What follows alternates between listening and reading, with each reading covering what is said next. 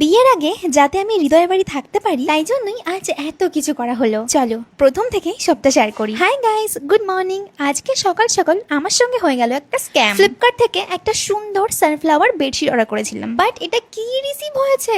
এবার তোমরা ভাবছো তো যে রিটার্ন করে দাও, কোনো সমস্যা হবে না, কিন্তু ডিজাইন ডিফারেন্ট হওয়ার কারণে এটা রিটার্নও হয়নি, মানে আমায় রেখে দিতে হয়েছে, আর কোনো অপশন নেই। আর যেটা আমি এখন বেডে পাচ্ছি ওটা কিন্তু আমি গায়ে দেওয়ার জন্য কিনেছিলাম, বাট আগের বেড কভারের উপর আমার মুড অফ হয়ে গেছিল, এই জন্য ওটা পাল্টে ফেলেছি। তো চলো এবার রেডি হওয়া যাক, আমি যাবো আজকে হৃদয়ের বাড়িতে। আর এরই মধ্যে আমার একটা পার্সেল চলে আসলো, ওপেন করে দেখলাম একটা সুন্দর জিন্স। তোমরা অনেকেই জানো যখন আমি সন্ন্যাসী ছিলাম তখন হৃদয়ের বাড়িতে আমি ছিলাম প্রায় এক সপ্তাহ। অবশ্য ওটাই ছিল প্রথমবার, এর আগে আমি কোনোদিন ওর বাড়িতে থাকি, মানে সকালে গিয়ে বিকালে চলে এসেছি বা কিছুক্ষণের জন্য গেছি এমনই। আর সব থেকে বেস্ট পার্ট যে আমার বাড়ি থেকে ওর বাড়ির দূরত্ব কিন্তু অনেক কম, আর একটা মেয়ে এর থেকে ভালো আর কি চায় বলতো। আর যেহেতু এই দুপুরে প্রচন্ড গরম, আমি একটা কমফোর্টেবল কুর্তি পরেছিলাম যেটা আমার সত্যি দারুণ লাগছে। অলসো আমার কাছে হৃদয়ের জন্য কিছু গিফট ছিল, সেগুলো নিয়ে বাড়ি থেকে তো বেরিয়ে পড়লাম, কিন্তু কিছুটা দূর গিয়ে মনে পড়লো আরে একটা গিফট আনতে ভুলেই গেছি। আমি একটা চিপসের কম্বো কিনেছিলাম হৃদয়ের ভাইয়ের জন্য। তো আবার বাড়িতে ফিরে এসে চিপসটা নিয়ে তারপর হৃদয়ের বাড়িতে পৌঁছে গেলাম। প্রথমেই খেয়ে নিলাম জামরুল, আর দেখো কত পার্সেল এসছে হৃদয়ের বাড়িতে। সত্যি বলছি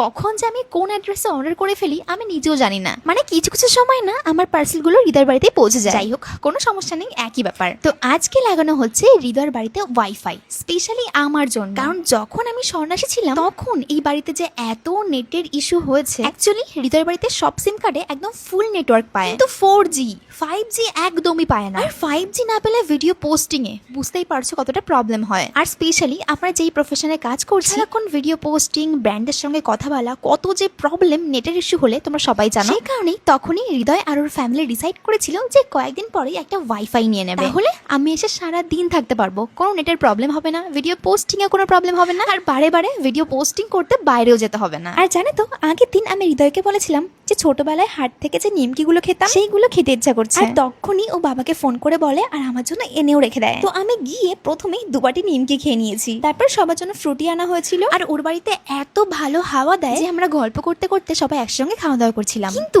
আজকে ছিল আমার সোমবার, এবার যেহেতু সোমবারে আমি ননভেজ খাই না, তাই আমার জন্য কাকিমা আলাদা করেই ভাত রান্না করেছিল, সেদ্ধ ভাত। না শুধু রান্নাই করেনি, মাখিয়ে আমাদেরকে খাইয়েও দিয়েছিল। আর কথা বলতে বলতে এদিকে আমাদের বাড়িতে ওয়াইফাই লাগানো কমপ্লিট হয়ে গেছে। তারপর আর কি সবাইকে টাটা করে বিকালের দিকে আমি বাড়ি চলে আসলাম। আর বাড়িতে এসে আমি আবার রেডি হয়ে গেছি, কারণ আমাদের এখানে ছিল আজকে চড়ক। তো অনুষ্ঠান দেখার পরে আমরা অনেক কিছু খাওয়া দাওয়া করলাম। তারপর হৃদয় আর তার দুই বন্ধু এসেছিল আমার বাড়িতে। তো মা সন্ধ্যাবেলায় সবার জন্য করেছিল কফি, আর সবাই বসে বসে একসঙ্গে শো দেখছিলাম, যেই শোগুলো আমি আগে মিস করে গেছি। তারপর খেয়ে নিলাম আমার মহাদেবের প্রসাদ।